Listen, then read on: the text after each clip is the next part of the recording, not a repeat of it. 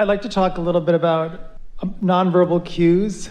Maybe that's a good example of, and ways in which I can help to... A nonverbal cue meaning an impulse? An impulse, a sign, a feeling, These are such good words you're offering. Most of what's coming is a nonverbal cue. But why does it feel like there's nothing there oftentimes? Because you're not good at translating the vibration yet. So you need somebody to yell it in your ear. That's kind of what I need. That's kind of what I feel like. All right, so it's really just finding ways to... Esther's driving down the freeway. There's something going on up there. It has the potential of impacting Jerry and Esther in the big bus. And Esther gets an impulse to just get over. Jerry says, where are you going? Esther says, over. She takes the next exit. And Jerry says, what was that about? And Esther said, I don't know, it just felt like it. Now, Jerry happily went along with things like that because he'd had enough experiences. They had had enough experiences together. If Esther had needed the verbal cue, so she's driving down the freeway. Now she needs to really make sure she's in the receptive mode. And now she's tuned into Abraham. Shh, don't talk, Jerry. I'm getting Abraham. Shh, we're tugging on her shoulder. There's something up there that you need to be aware of. And she's crashed into it before any of that's happened. But it's interesting because... We really want you to hear that. Because you think that someone fully explaining things is what you want at all times. That's not what you want at all times. You get so tired of that. If you were to walk around with Esther and she would make you sit and talk with her about all the things that she's thinking about all day, every day, about what Abraham's teaching, after a while you'd say, give it a rest. I was happier before I knew any of this stuff. Just don't need to be talk. Get out there and live your life and let your impulses lead you toward all of the things that you are wanting. What about the impulses toward greater and greater love, greater and greater appreciation, love appreciation? Because all that feels like, okay, that's it's great to get nonverbal cues to avoid misfortune or avoid an accident or avoid something like that. But how about just increasing love and joy and just having it be more and increasing the momentum? That's the point of everything, really. What you've just described is why you came. That's what I want. So what do you think is in your way? Well, it's probably just resistant thought, but it's got to be. I mean, so we have a really important question for you, and we'd like all of you to think about it, weigh in on it too. When we're having this dialogue, and we know we've set it up, questions, answers, more clarification, and so forth. But are you asking this question from a state of being satisfied? That's how it is, or from a place of not having it and feeling dissatisfied. So you're in a step one moment, and you're verbalizing your step one moment, in this case with words, but you're broadcasting it anyway. So it's been asked and it's been answered. So now the question is, how do you get into the place where that's your experience? And we say, baby steps. You just have to tune yourself into the frequency of it. And most of all, pay attention to when it has happened. Notice when it's happening. Notice when you feel satisfied. Notice when some kind of really fun rendezvous happens. Esther went to the nail salon last week, early in the week, and 2 days later, her thumbnail just peeled right off for no good reason except she was scraping something off the counter. But so she knew that she needed to have it repaired before she went too much further. She couldn't stand it. And so she met her daughter for lunch, and they were doing things, and then they picked children up from 2 different schools, and Esther said, oh, we're right by the nail salon. Do you mind if I just run in and take care of this?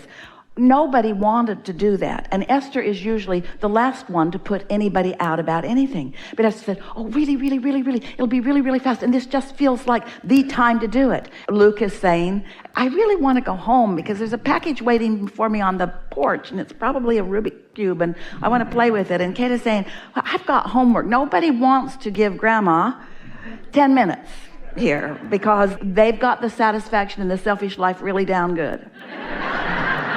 Which is just the way Esther likes it to be. But in this case, Esther's impulse was so strong, it overrode her normal tendency, which was to just give everybody else whatever they want. And she said, we're right here, suck it up, I'm going in, I'll be right back. And so she went in. the woman who had done her nail was free. She said, sit down. Yes, of course I will. She took Esther's thumb. They're having a little bit of fun. And she's saying, do you need anything else? No, just that, just that, just that, just do that, just do that, and do it fast. Do it as fast as you can. I've got restless people waiting for me. Do that, do that, do that. And so she's playing. And then after about 5 minutes, the woman sitting next to her couldn't take it anymore. She said, I know who you are. And I can't believe this. I have been asking for a sign.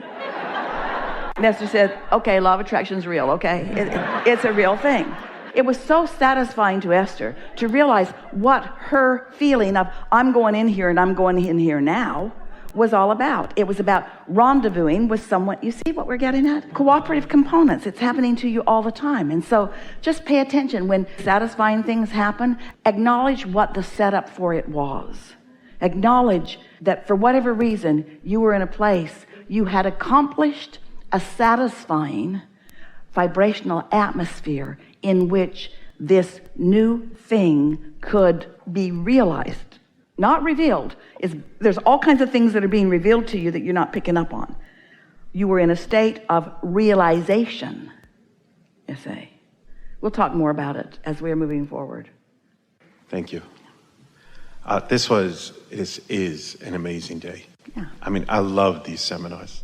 You know, you have to be in the receiving mode to get it, and you know you're getting it. So isn't that good evidence for you?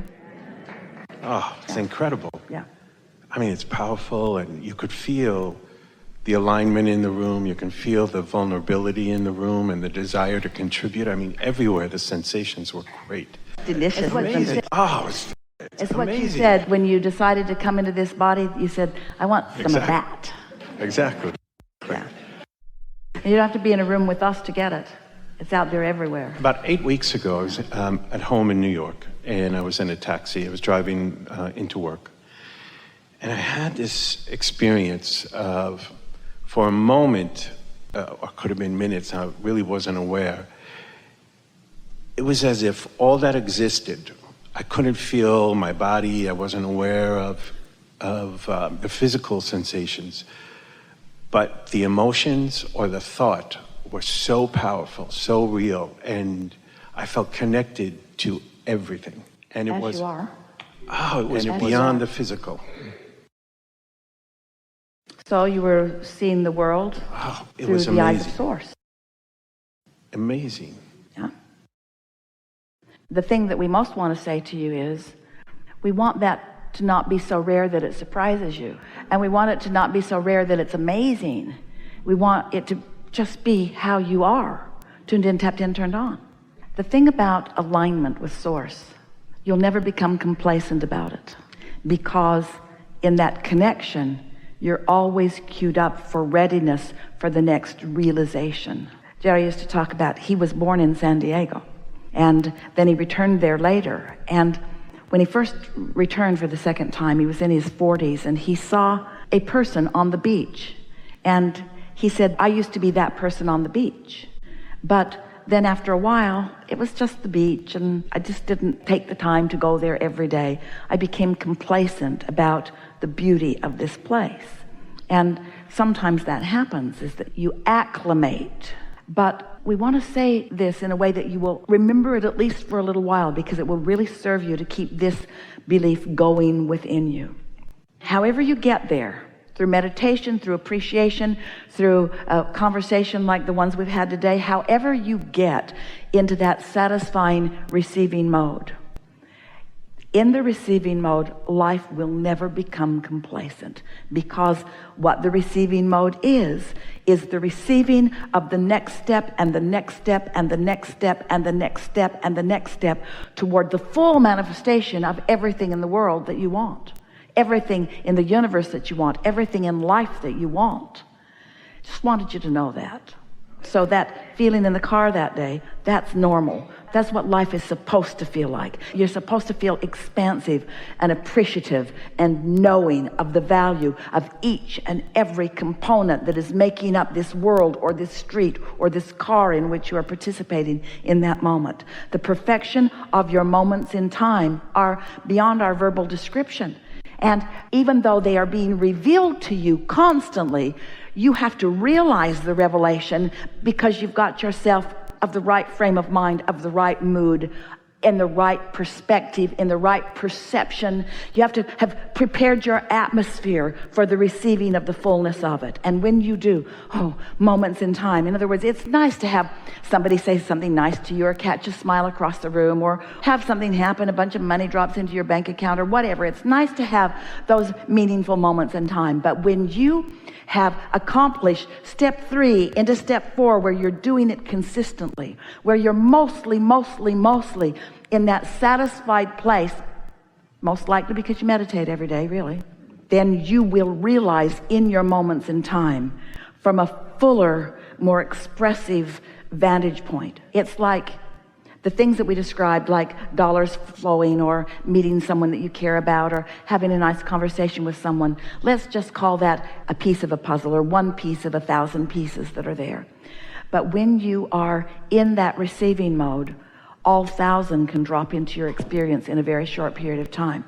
And your ability to comprehend it is what we're talking about, because those thousands of pieces are dropping into your experience moment by moment by moment by moment by moment, but you are not getting it. It's like you've got your umbrella up and they're bouncing off of you. But when you're open to it, and your realization, your perception of what's really going on, your perception of who you are, your perception of your place in the universe, your perception of how Source loves you, your perception of how all those who have come before and gone before in physical experience are focused with you and are rooting with you.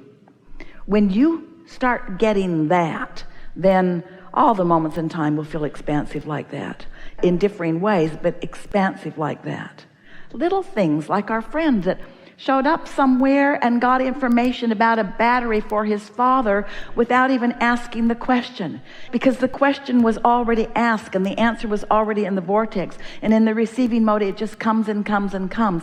If you said to most people, the most significant thing happened to me today, what was it? Well, I was in this store and this stranger just came forth to me and delivered this book of knowledge about the battery that my father was trying to understand. Your friends would say, you've lost your mind. You need a grip. I'll call someone.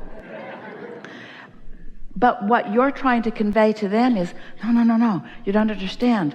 I am the center of the universe. And every request, large and small, is being delivered to me in moment after moment after moment after moment, when I've already asked. And it's constantly being given, but it's the timing of the receiving of it that makes it all so sweet. Exactly. Yeah? That's exactly what happened. Yeah. Exactly. Amazing. Yeah. Exactly. Yes. Enough? Really good. Really good.